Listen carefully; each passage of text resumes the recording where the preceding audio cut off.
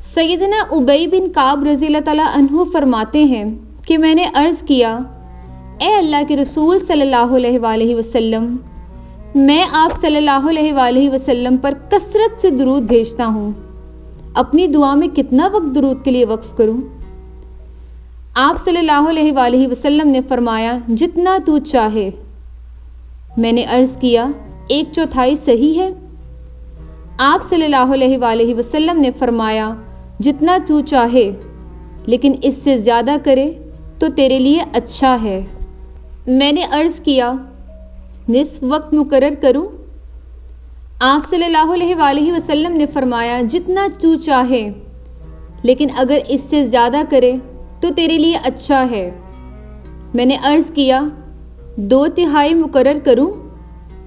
رسول اللہ صلی اللہ علیہ وآلہ وسلم نے فرمایا، جتنا تو چاہے، لیکن اگر زیادہ کرے تو تیرے ہی لیے اچھا ہے۔